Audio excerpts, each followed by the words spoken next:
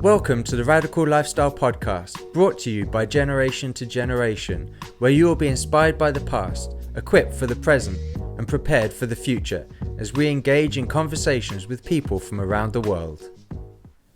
Hello everyone, this is Andrew and Daphne from Generation to Generation, and our guest today is Chris Quartz. Chris, for people that don't know who you are, can you just say a bit about where you're from and what you do? Sure. I live in just outside of Memphis, Tennessee with my wife, and then I have three boys. The oldest two are out of the house, and we have one remaining who just graduated from college. So he'll be off soon, and I'm in the trucking business and have been for about 30 years. And for people listening to this that want to find out more about what we're going to talk about, where could they do that? Yeah, we're going to talk about a prison ministry that I've been involved in for almost 20 years, and it's called Kairos, Kairos, and the website for the international ministry is kairosprisonministry.org. Okay, and that link will be in the description box, so for you listening, you can go straight there and check out what they're doing. So we were going to start off by saying, hey, Chris, you've been in and out of prison for 20 years. Would you like to tell us about it? But we've given it away by announcing it's a ministry. Right. But I know you're highly successful in many areas, including the trucking business, which always fascinates me hearing about it. But what we really want to do now is to focus on this prison ministry. So you said 20 years. What drew you into it? How did you start this journey? Like most of my fellow brother volunteers, somebody asked me. Somebody told me about it and said, "Hey, we've got some ministry that's going on in a penitentiary, and would you be interested?" And I was immediately intrigued, and it was actually part of Promise Keepers, which I'm not sure if they're still around, but they used to have these conferences for men that would fill up football stadiums with 15 or 20,000 men. It's a very powerful event for anybody who ever attended one. And they were doing a simulcast from the penitentiary of a Promise Keepers event at a prison in Ohio. And so that was my first trip into the penitentiary, and that was about 2002. What was it like for you the first time you went in? Was that the first time you had been into a prison? I have a brother who got into a little bit of trouble when he was younger, and so I visited him. He thankfully has turned his life around and is a very, very productive member of society and very successful. So it wasn't my first time in a prison, but the experience was a bit unsettling. Just we were about 8 volunteers in a big room, and then all of a sudden about 150 inmates came in that room, and they started approaching us in mass, and I had backed up all the way to the wall and couldn't back up anymore. And then I realized quickly that my concerns were unfounded, because all they wanted to do was give me a big hug and tell me thank you for coming. So it was a little unsettling, but man, once those embraces happened, then it was just two people or group of people interacting. And what was this penitentiary like? What kind of criminals have we got in here? I know in England sometimes you have prisons which are dedicated to specific crimes. So what kind of people are you interacting with? Kairos has a particular mission that they want to try to build up the Christian community in the prisons that they serve. And Kairos is present in almost 500 prisons all over the world, 37 U.S. states and 9 countries, including the UK. And they have a really clever strategy, and that is to recruit positive and negative leaders within the prison population. and specifically people who are going to be there for some length of time. Maybe they have 10, 20 years, or maybe they've got a life sentence. And if we can change their heart for Christ and cause them to have a change of heart, by being exposed to Christ's message of love and forgiveness, then they're already leaders. They can have a tremendous impact in the prison, because we go in twice a year. We do a 3.5-day program. We're in the prison with the inmates. We can handle up to 42 inmates. We call them residents. Inmates is a little, I guess, pejorative in certain circles. So we tend to call them residents, but I started out calling them inmates just because I think that's what people really could understand. Prisoners, inmates, we call them residents. But we can take up to 42 residents on this 3.5-day weekend. And then there's about 2 or 3 more volunteers than there are residents. So, if we're full capacity, there's about 80 to 90 people that are in a special room that's set up at the penitentiary, just specifically for this program. Thursday is more of a meet and greet, icebreaker. Just everybody gets up. We feed them first and foremost. We feed them. We also have a kitchen at a prison, or at a church that's a couple of miles down the road from the prison. So we prepare home cooked meals for 3.5 days. And many of the residents will tell us that, they came for the food. And that's okay. We're okay with that, because the Kairos is based on Maslow's hierarchy of needs. If you've ever been exposed to Abraham Maslow, and at the bottom of that pyramid, it says that until your basic needs are met, like shelter, food, water, clothing, you can't begin to think about other people until you have your basic needs met. And so we feed them, and you could kind of say that the food is the bait. And once they bite into the food, they find that we're really there to share Christ. But we're up front with them. We tell them we're unashamed, we're unabashed. We tell them that we're there representing Christ. And but we also tell them that, hey, if you want to make a change in your life after being exposed to this weekend and Christ's love and forgiveness, then that's fine. But if you like your life the way it is, I mean, that's really your choice. We don't take Bibles into the prison with us. We don't beat them over the head with scripture.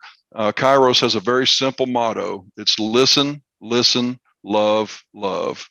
And anybody can do it. You don't have to be qualified. It's a lay-led ministry as well, which is quite unique. We do have ordained clergy on the weekend with us, but the leader and really all of the leaders on a particular Kairos weekend are lay ministers like myself, not ordained, but active in my church and in my community. Wow, listen, love, love. Wouldn't be a bad motto over every home. Amen.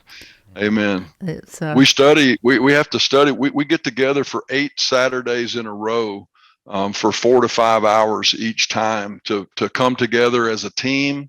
It's an ecumenical ministry, which is also something that is appealing to me.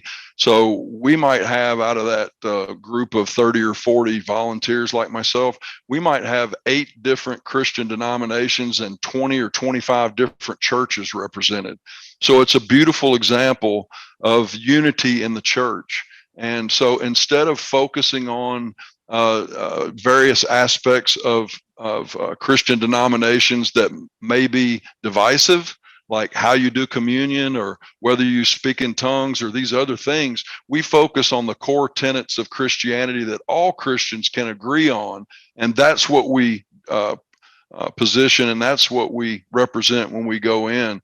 But it's 8 Saturdays in a row for 4 or 5 hours, and then you take off 2 days of work and go into the penitentiary we're probably with them for about 40 or 45 hours, and then there's a hotel about 15 minutes away that we go in the morning at 7 a.m. and we leave at 8 p.m. So 13 hours a day inside, and then we go back to a local hotel and get some sleep, and then come back the next day for it.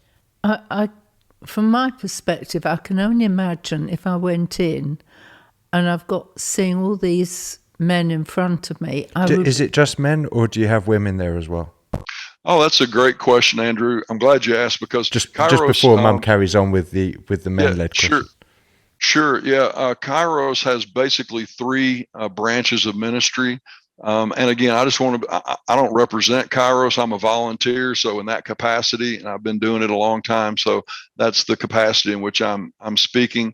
But Kairos has three kind of branches. They have Kairos inside, both for men and women. So for men, we go into men's prisons, and then there's also a Kairos outside for women, made up of a team of volunteers, female volunteers that go into the female prisons. And then Kairos outside is a really cool weekend retreat that's available for female relatives or friends of men or women who are incarcerated. There is unfortunately a lot of times a stigma associated with you if your son or daughter or husband or wife is in prison. And even sometimes, I hate to say, that extends even into their church life, that they're somehow looked down upon or ashamed because they have a relative or family member or close friend that's in prison. So the Kairos outside invites these ladies to a weekend retreat where they're really just treated very special. There's some of the things about the Kairos weekend. It's not secret, so there's kind of this misconception that, it's kind of a secret thing. It's not secret, but there's some really special things that happen that we just want the people who attend to be able to experience it for themselves. It's like if you just read the greatest book that you ever read, and you go tell somebody about it, you're not going to tell them what happens in the end, right? You're not going to tell them that. You might set it up. And so we'll do that. We'll tell them, we'll answer any questions that they have.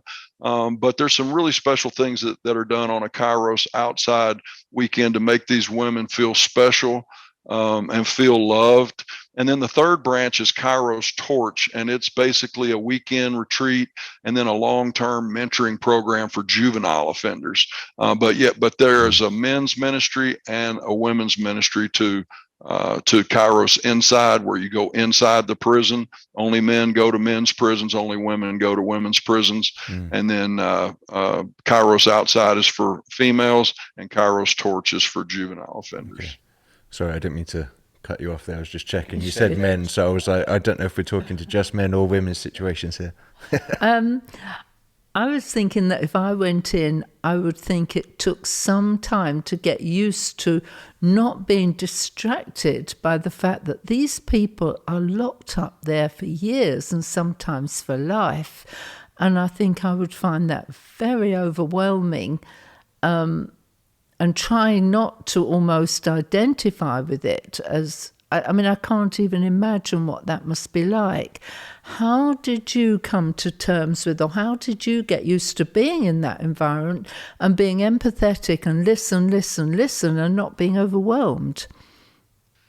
Yeah, that's a great question. Your heart goes out to these men that we see. Many of them are just like us. They made mistakes, but they got caught, and so there's a lot of empathy that we have. The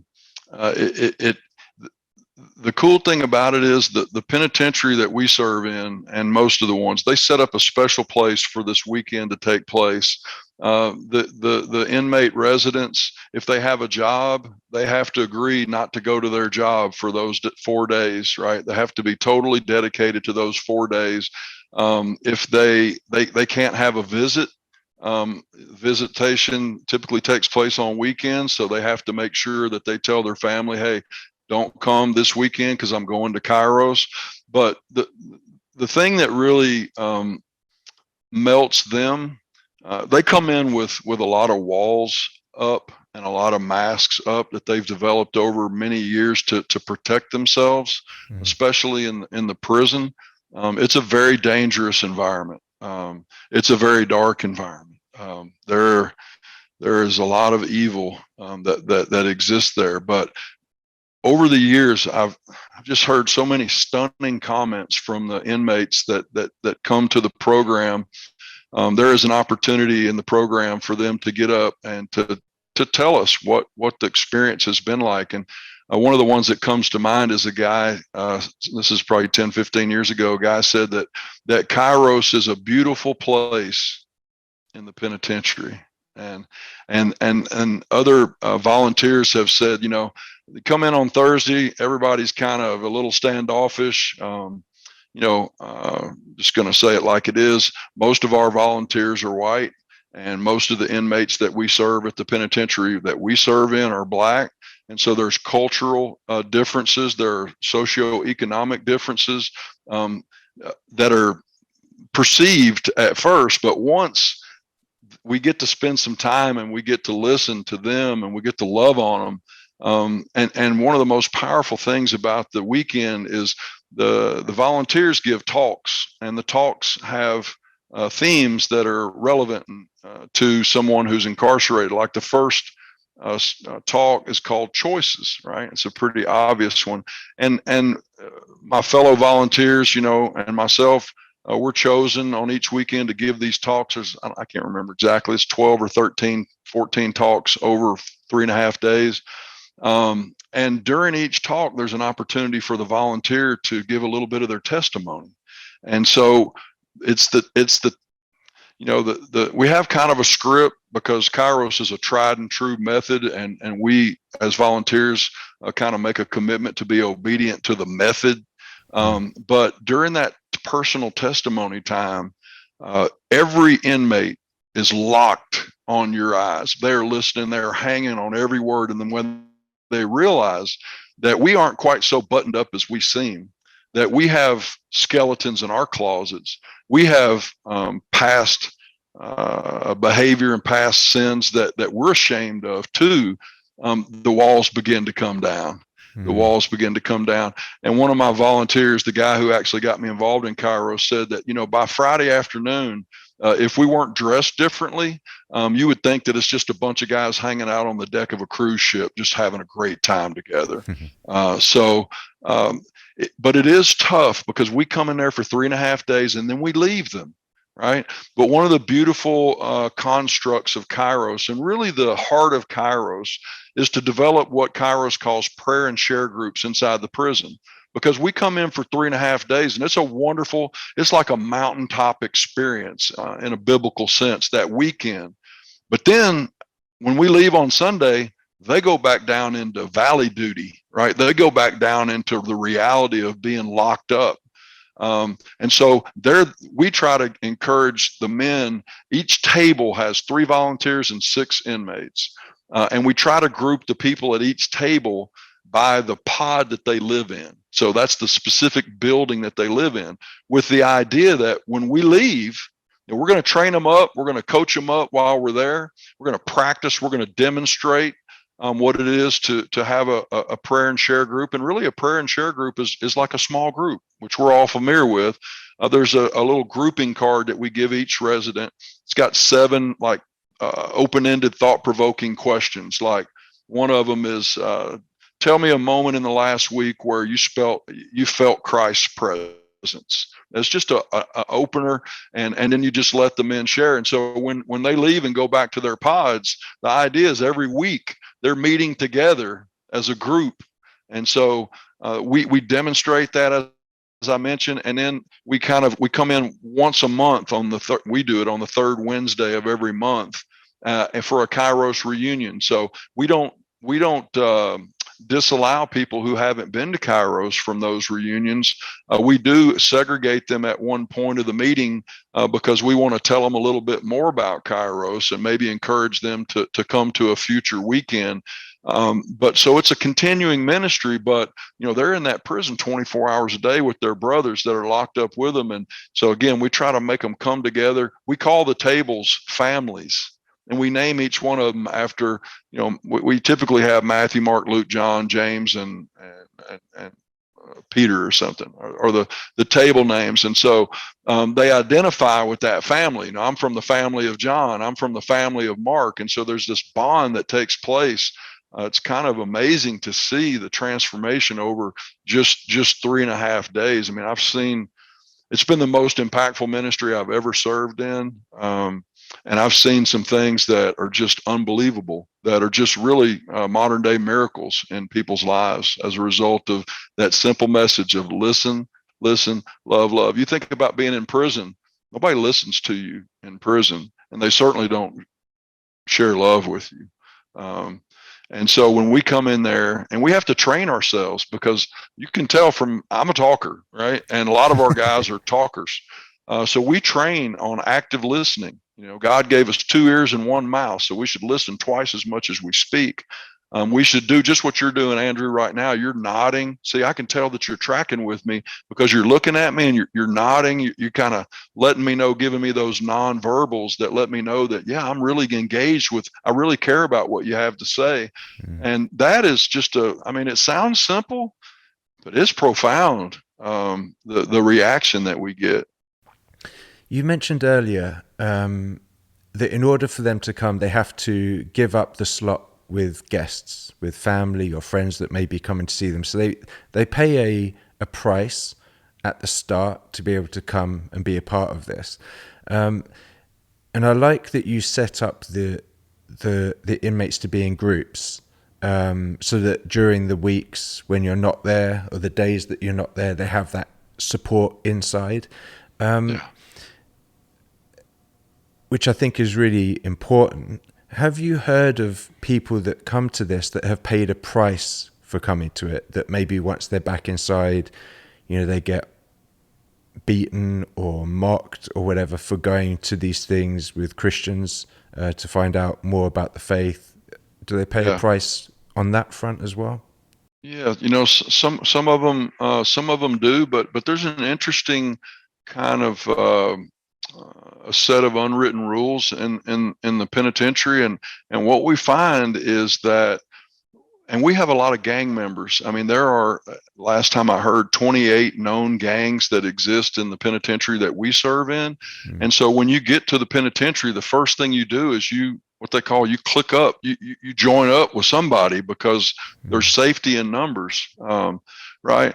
But I've seen gang members, I've seen what they call officers. I mean, they have a structure and a hierarchy. They're very well organized. I've seen gang leaders, what they call lay down their flag is the prison term for leaving the gang. And normally, you may have heard this, but normally they have a tradition that when you join a gang, they beat you up as an initiation. And if you try to leave, they beat you up. They physically assault you. But what happens is, if a guy has a genuine change of heart during Kairos, and they go back to their... The last thing you heard you say was, and when they go back to their pods. Yeah, sure. So you asked if any of the inmates that attend Kairos, pay a price when they go back to the pods. And there's a set of unwritten rules in prison, like in most areas of society.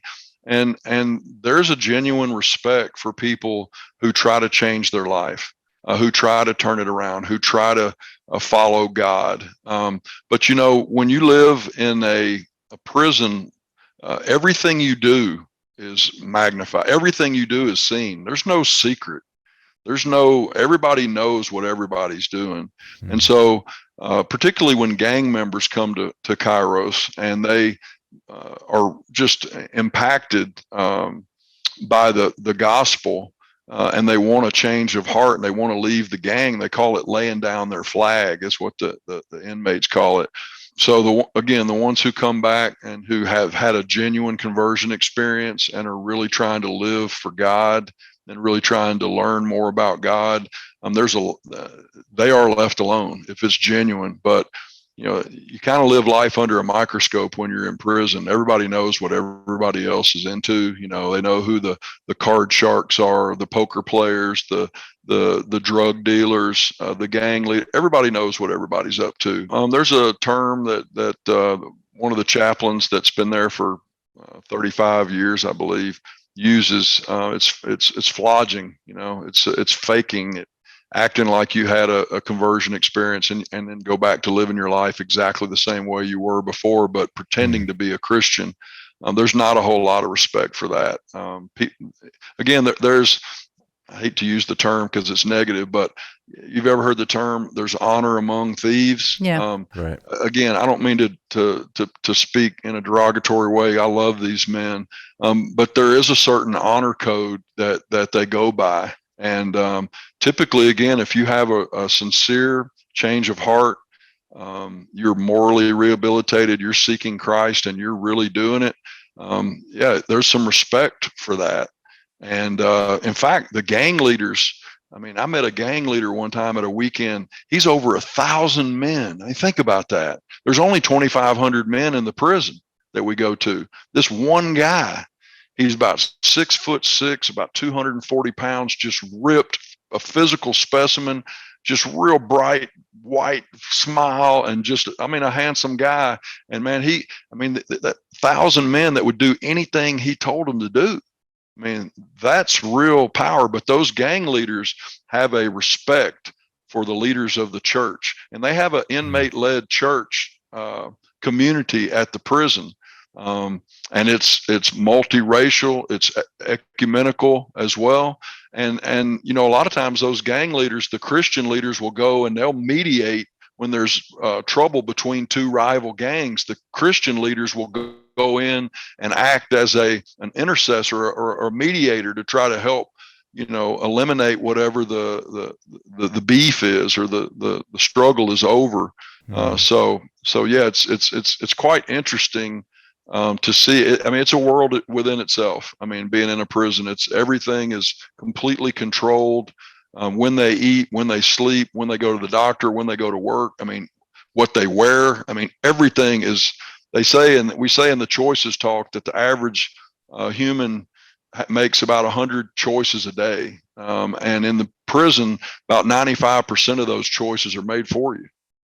So it's a very structured environment, and we are there at the guest of the prison, and we try to act like good guests when you're visiting someone else's house. We're an invited guest, and so we respect their rules.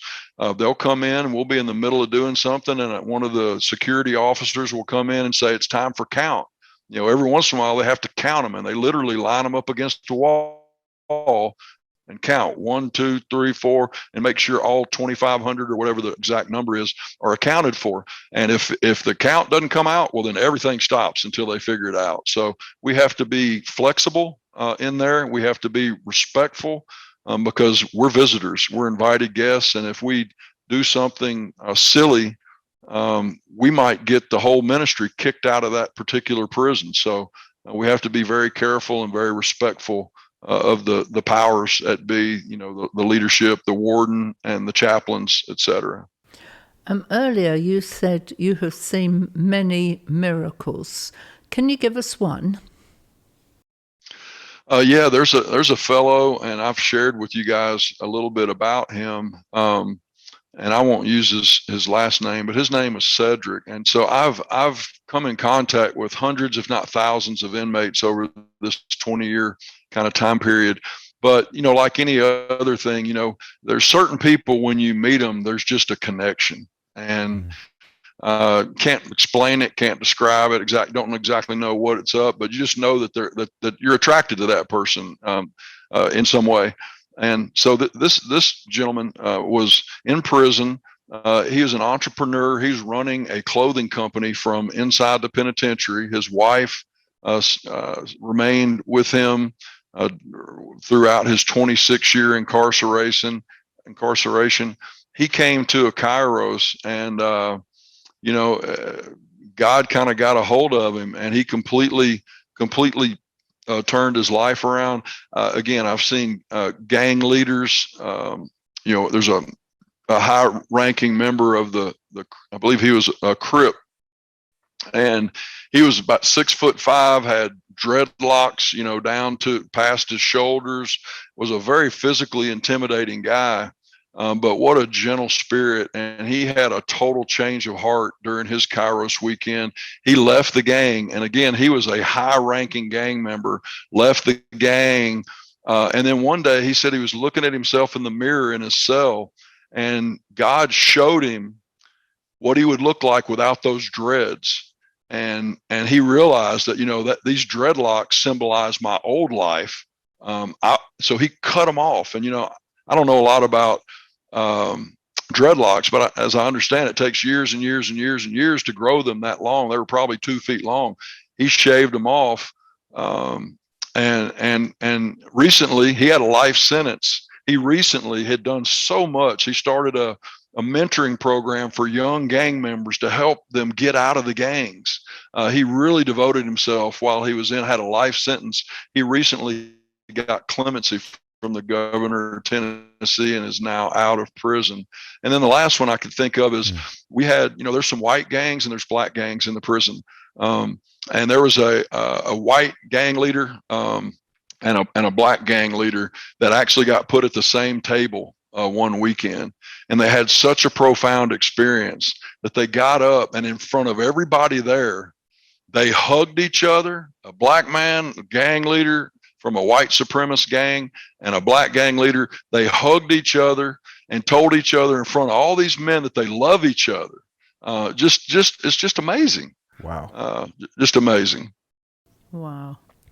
So you've told us some about the impact on people inside, but can you share some about what's been some of the greatest impacts on you personally from being involved with this? Absolutely. I mean, it's the most rewarding ministry that I've ever been involved with. I mean, somebody did a calculation that to be on a Kairos weekend, it's a 394-hour commitment. When you add up all the meeting times, all the follow-up, all the actual 4 days, 3.5 days in the prison, follow-up, reunions every month. Now, that's a big commitment. But I tell you, the reward is so much greater.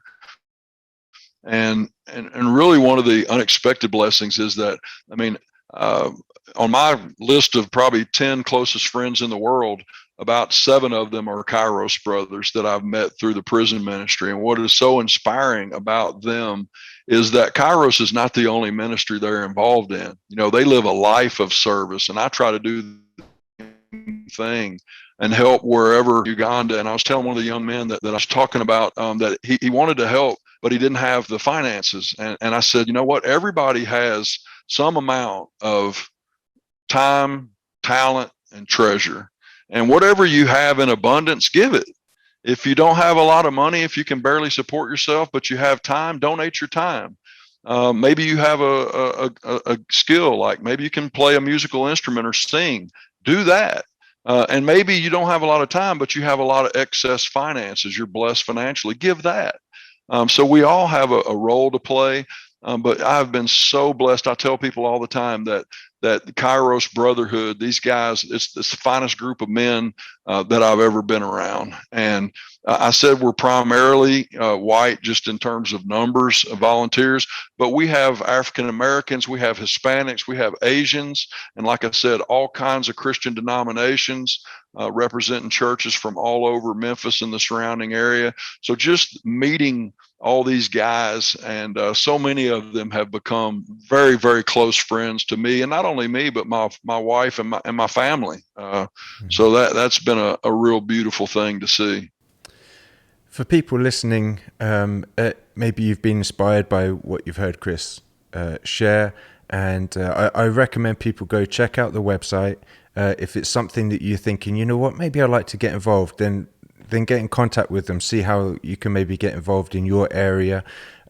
Chris, thank you so much for taking the time. We really appreciate it. It's been really good to hear more details and more in depth about the things that you're involved with there and the impact that it's having on people. Thank you so much. Hey, you bet. Could I give one parting comment?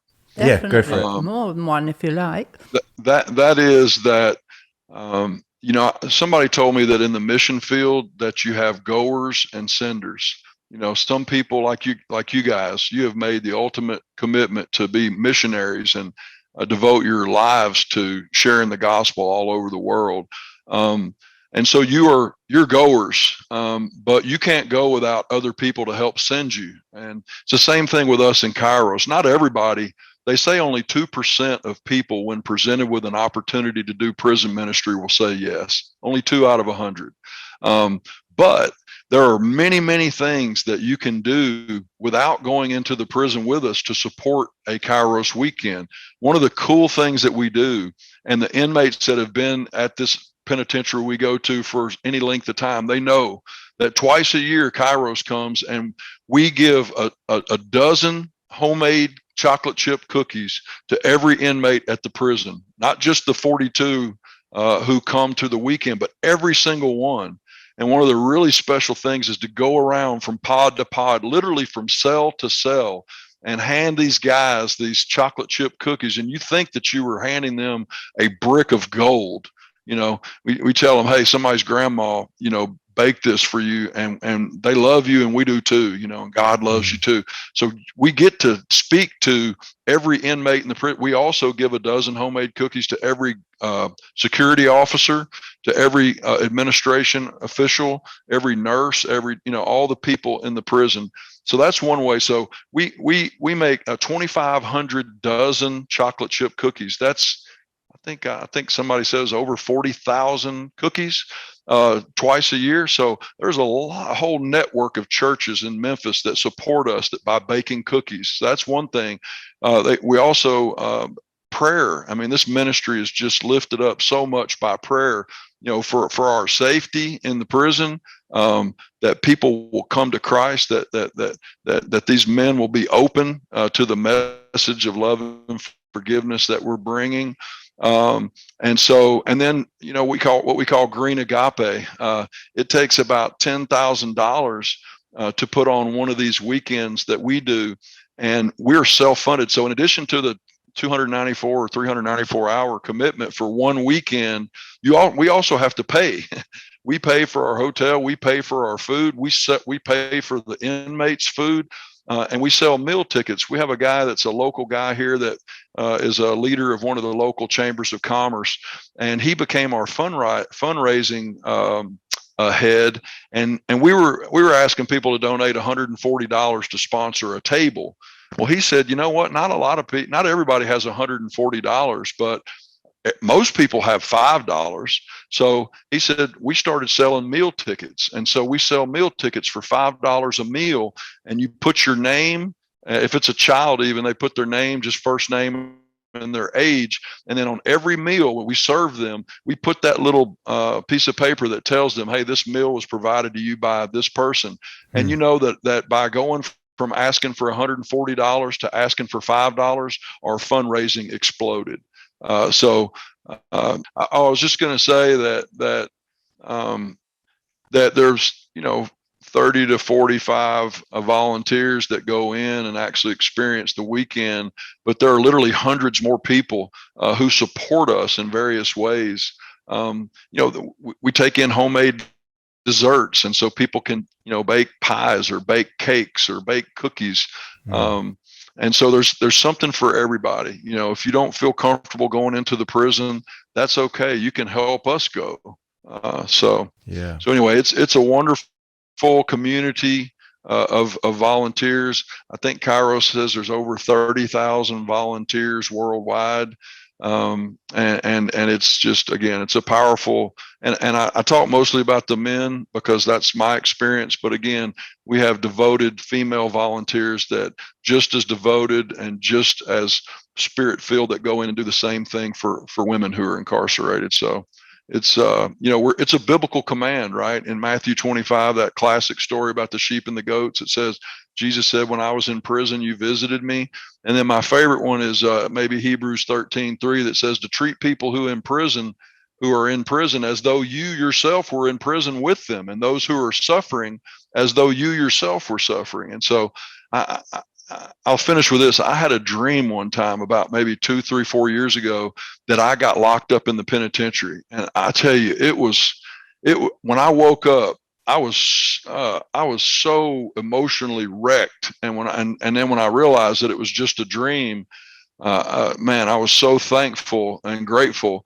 But there are men and women all over the world who are spend 24 hours a day, 7 days a week, 365 days a year locked up. And so I think the Christian community has an obligation, those of us who can and who are willing to go in and share the love of Christ. It's nothing we do. It's listen, love, love. It's really that simple. Yeah. Wow. That it's life-changing listening to you, Chris, really, as we've heard you talk about it many times, but sitting listening for this block period of time. Thank you so much. Yeah, thank you, Chris. Oh, and again, for people thank you listening, for the opportunity.